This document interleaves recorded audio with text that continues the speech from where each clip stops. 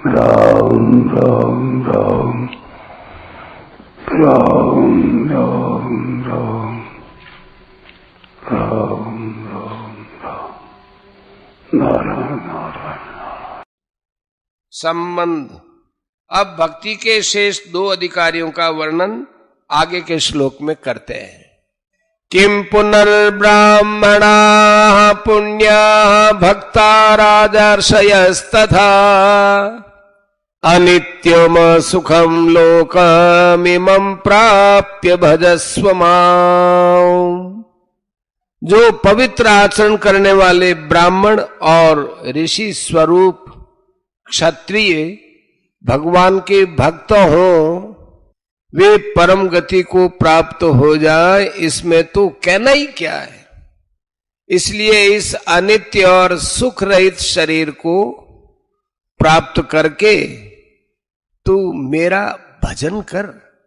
व्याख्या। किम पुनर्ब्राह्मणा पुण्या भक्ता राजर्षयस्तथा।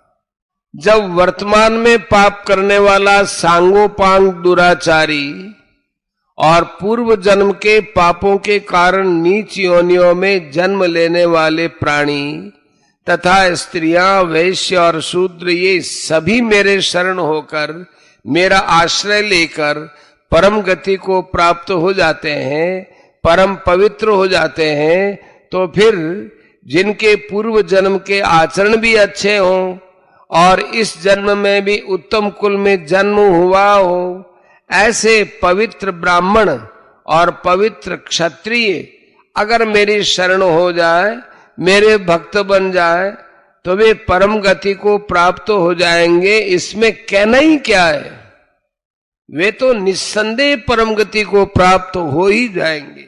यहां भक्ता पद देहली दीपकन न्याय से ब्राह्मण और राजर्षि क्षत्रिय इन दोनों के लिए आया है। पहले 30वें श्लोक में जिसको दुराचारी कहा है, उसके विपक्ष में यहां पुण्या पद आया है, और 32वें श्लोक में जिनको पापियों ने कहा है, उनके विपक्ष में यहां ब्राह्मणा पद आया है। इसका आशय यह है कि ब्राह्मण सदाचारी भी है और पवित्र जन्म वाले भी हैं। ऐसे ही इस जन्म में भी शुद्ध आचरण वाले क्षत्रिय हैं। उनकी वर्तमान की पवित्रता को बताने के लिए यहां ऋषि शब्द आया है, और जिनके जन्मारंभक कर्म भी शुद्ध हैं, ये बताने के लिए यहां राजन शब्द आया है।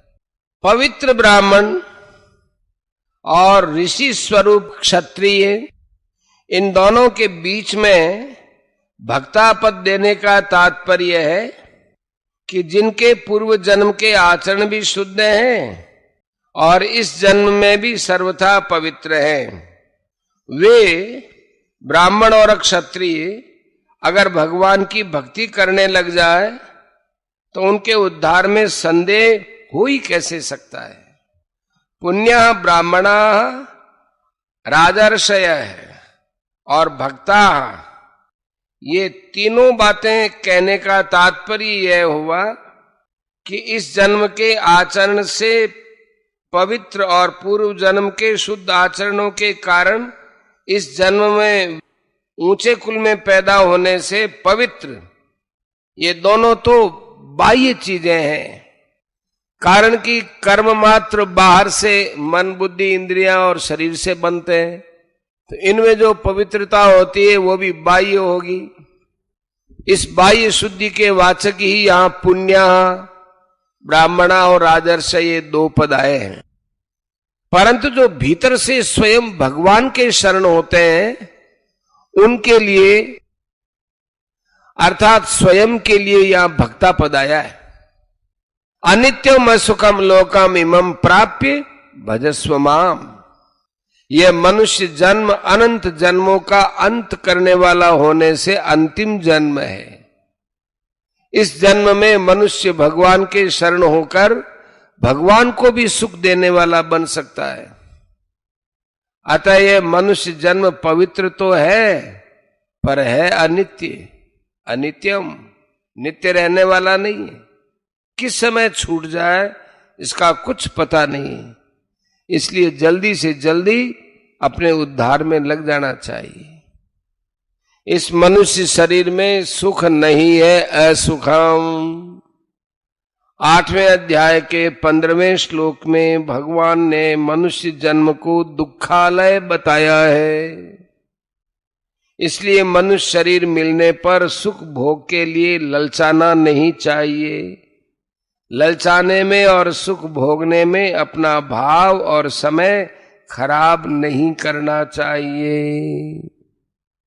यह इमम लोकम पद मनुष्य शरीर का वाचक है, जो कि केवल भगवत प्राप्ति के लिए मिला है।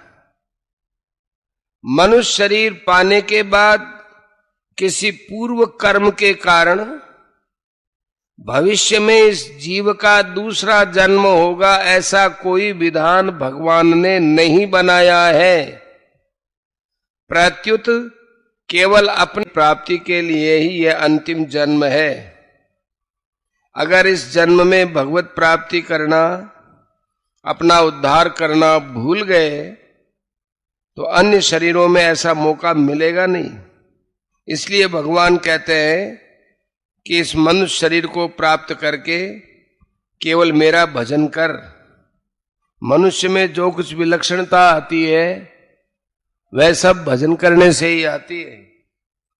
माम भजस्व, इस भगवान का ये तात्पर्य नहीं है कि मेरा भजन करने से मुझे कुछ लाभ होगा, प्रत्युत तुझे ही लाभ होगा। इसलिए तू तत्परता से केवल मेरी तरफ ही लग जा, केवल मेरा ही उद्देश्य लक्ष्य रख। सांसारिक पदार्थों का आना जाना तो मेरे विधान से स्वतः होता रहेगा, पर तू अपनी तरफ से उत्पत्ति विनाशील पदार्थों का लक्ष्य उद्देश्य मत रख, उन पर दृष्टि मत डाल, उनको महत्व ही मत दे। इनसे विमुख होकर तू केवल मेरे सन्मुख हो जा। मार्मिक बात, जैसे माता की दृष्टि बालक के शरीर पर रहती है, ऐसे ही भगवान और उनके भक्तों की दृष्टि प्राणियों के स्वरूप पर रहती है। वह स्वरूप भगवान का अंश होने से शुद्ध है, चेतन है, अविनाशी है, परंतु प्रकृति के साथ संबंध जोड़कर वह तरह तरह के आचरणों वाला बन जाता है। 29वें श्लोक में भगवान ने कहा है कि मैं संपूर्ण प्राणियों में सम हूं, किसी भी प्राणी के प्रति मेरा राग और द्वेष नहीं है। मेरे सिद्धांत से, मेरी मान्यता से और मेरे नियमों से सर्वथा विरुद्ध चलने वाले जो दुराचारी से दुराचारी हैं, वे भी जब मेरे में अपनापन करके मेरा भजन करते हैं तो उनके वास्तविक स्वरूप की तरफ दृष्टि रखने वाला मैं उनको पापी कैसे मान सकता हूं? नहीं मान सकता। और उनके पवित्र होने में देरी कैसे लग सकती है? नहीं लग सकती, कारण कि मेरा अंश होने से वे सर्वथा पवित्र हैं ही। केवल उत्पन्न और नष्ट होने वाले आगंतुक दोषों को लेकर ही वे स्वयं से दोषी कैसे हो सकते हैं, और मैं उनको दोषी कैसे मान सकता हूं? वे तो केवल उत्पत्ति विनाशील शरीरों के साथ मैं और मेरापन करके माया के परवश होकर दुराचार में, पापाचार में लग गए, पर वास्तव में है तो मेरे ही अंश। ऐसे ही जो पाप योनि वाले हैं, जिन्होंने पूर्व जन्म में पाप किया और इस जन्म में चांडाल आदि नीच योनियों में अथवा पशु पक्षी आदि तिर्यक योनियों में जन्म हुआ है, वे तो अपने पूर्व के पापों से मुक्त हो रहे हैं। अतः ऐसे पाप योनि वाले प्राणी भी मेरे शरण होकर मुझे पुकारें तो उनका भी मैं उद्धार कर देता हूं। इस कारण भगवान ने वर्तमान के पापी और पूर्व जन्म के पापी, इन दो नीचे दर्जों के मनुष्यों का वर्णन किया है। अब आगे भगवान ने मध्यम दर्जे के मनुष्यों का वर्णन किया।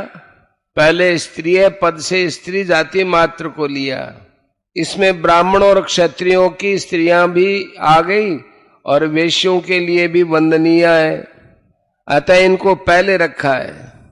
जो ब्राह्मणों और क्षत्रियों के समान पुण्यात्मा नहीं है पर द्विजाति है वे वैश्य है। जो द्विजाति नहीं है अर्थात जो वैश्यों के समान पवित्र नहीं है वे शूद्र है। वे स्त्रियां वैश्य और शूद्र भी मेरा आश्रय लेकर परम गति को प्राप्त हो जाते हैं। जो उत्तम दर्जे के मनुष्य हैं, जो पूर्व जन्म में अच्छे आचरण होने से और इस जन्म में ऊंचे कुल में पैदा होने से पवित्र हैं, ऐसे ब्राह्मण और क्षत्रिय भी मेरा आश्रय लेकर परम गति को प्राप्त हो जाए, इसमें संदेह क्या है। भगवान ने यहाँ 30वें से 33वें श्लोक तक भक्ति के 7 अधिकारियों के नाम लिए। दुराचारी, पापयोनि, स्त्रियां, वैश्य, शूद्र, ब्राह्मण और क्षत्रिय। इन 7 में सबसे पहले भगवान ने श्रेष्ठ अधिकारी का अर्थात पवित्र भक्त ब्राह्मण का या क्षत्रिय का नाम लेना चाहिए था, परंतु भगवान ने सबसे पहले दुराचारी का नाम लिया। इसका कारण यह है कि भक्ति में जो जितना छोटा और अभिमान रहित होता है वह उतना ही भगवान को अधिक प्यारा लगता है। दुराचारी में अच्छाई का, सद्गुण सदाचारों का अभिमान नहीं होता, इसलिए उसमें स्वाभाविक ही छोटेपन और दीनता रहती है। अतः भगवान सबसे पहले दुराचारी का नाम लेते हैं। इसी कारण से 12वें अध्याय में भगवान ने सिद्ध भक्तों को प्यारा और साधक भक्तों को अत्यंत प्यारा बताया है, 12वें अध्याय के 13वें से 20वें श्लोक तक। अब इस विषय में एक ध्यान देने की बात है कि भगवान ने यहाँ भक्ति के जो 7 अधिकारी बताए हैं उनका विभाग वर्ण, आचरण और व्यक्तित्व को लेकर किया गया है। वर्णों में ब्राह्मण, क्षत्रिय, वैश्य और शूद्र आ गए। आचरणों को लेकर दुराचारी और पापियोनि आ गए और व्यक्तित्व लेकर स्त्रियां आ गई। इससे सिद्ध होता है कि वर्ण, आचरण और व्यक्तित्व से भगवान की भक्ति में कोई फर्क नहीं पड़ेगा, क्योंकि इन तीनों का संबंध शरीर के साथ है, परंतु भगवान का संबंध स्वरूप के साथ है, शरीर के साथ नहीं। स्वरूप से तो सभी भगवान के ही अंश हैं। जब वे भगवान के साथ संबंध जोड़कर उनके सम्मुख होकर भगवान का भजन करते हैं तब उनके उद्धार में कहीं किंचन मात्र भी फर्क नहीं होता, क्योंकि भगवान के अंश होने से वे पवित्र और उद्धार स्वरूप ही है। तात्पर्य यह हुआ कि भक्ति के 7 अधिकारियों में जो विलक्षणता, विशेषता आई है वह किसी वर्ण, आश्रम, भाव, आचरण आदि को लेकर नहीं आई है, प्रत्युत भगवान के संबंध से, भगवत भक्ति से आई है। 7वें अध्याय के 16वें श्लोक में तो भगवान ने भावों के अनुसार भक्तों के 4 भेद बताए और यहाँ वर्ण, आचरण और व्यक्तित्व के अनुसार भक्ति के अधिकारियों के 7 भेद बताए। इसका तात्पर्य है कि भावों को लेकर तो भक्तों में भिन्नता है, पर वर्ण, आचरण आदि को लेकर कोई भिन्नता नहीं है, अर्थात भक्ति के सभी अधिकारी हैं। हाँ, कोई भगवान को नहीं मानता या नहीं चाहता ये बात दूसरी है, पर भगवान की तरफ से कोई भी भक्ति का अनधिकारी नहीं है।